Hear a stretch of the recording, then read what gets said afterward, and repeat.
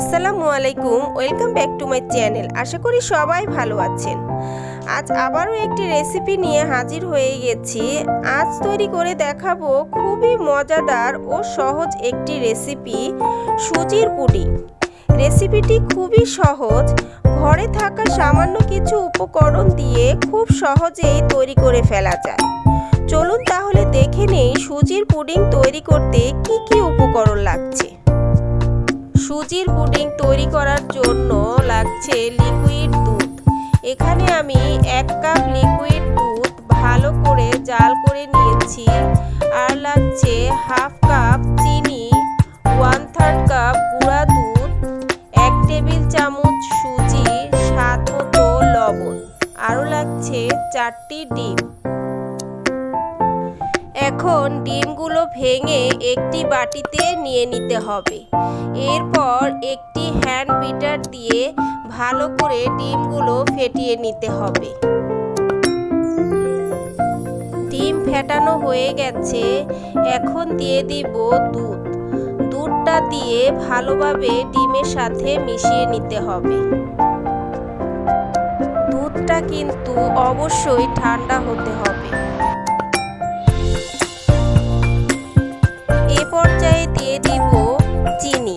চিনিটা দিয়ে ভালোভাবে ডিম আর দুধের সাথে মিশিয়ে নিতে হবে।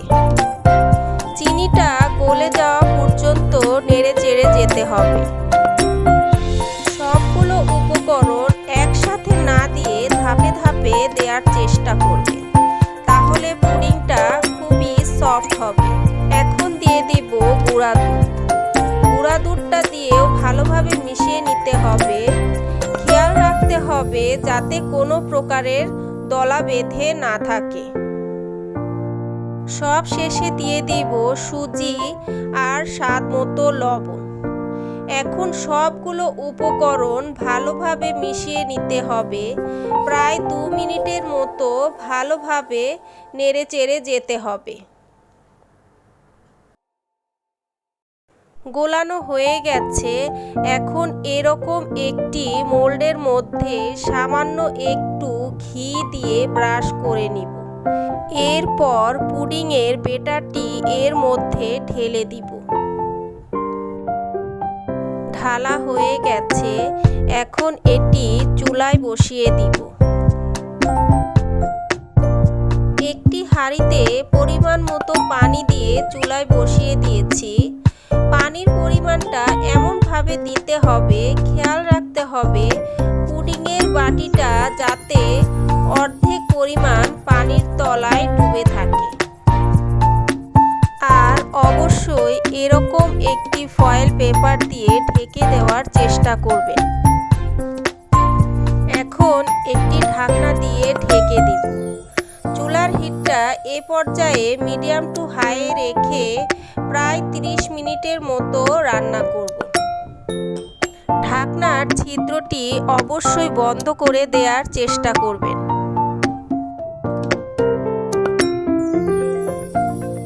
ফিরে এলাম আধা ঘন্টা পর।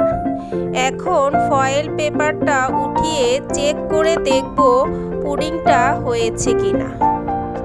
এরকম একটি টুথপিক দিয়ে চেক করব। দেখুন টুথপিকের গায়ে কিছু লেগে নেই, তার মানে বুঝে নিতে হবে পুডিংটি হয়ে গেছে। এখন চুলা থেকে নামিয়ে একটি প্লেটের মধ্যে ঢেলে নিব। দেখুন কি সুন্দর হয়েছে। এখন একটি নাইফের সাহায্যে কেটে নিব। যার যার পছন্দ মতো কেটে নেবেন। এখানে আমি স্কোয়ার শেপে কেটে নিচ্ছি। কাটা হয়ে গেছে, এখন এটি একটি সার্ভিং ডিশের মধ্যে সাজিয়ে নেব। তৈরি হয়ে গেছে মজাদার সুজির পুডিং। আশা করি আজকের রেসিপিটি সকলের কাছে ভালো লেগেছে। ভালো লেগে থাকলে লাইক, কমেন্ট, শেয়ার করতে ভুলবেন না। আর আপনি যদি আমার চ্যানেলে নতুন সদস্য হয়ে থাকেন তাহলে অবশ্যই আমার চ্যানেলটি সাবস্ক্রাইব করে দিবেন। আল্লাহ হাফেজ।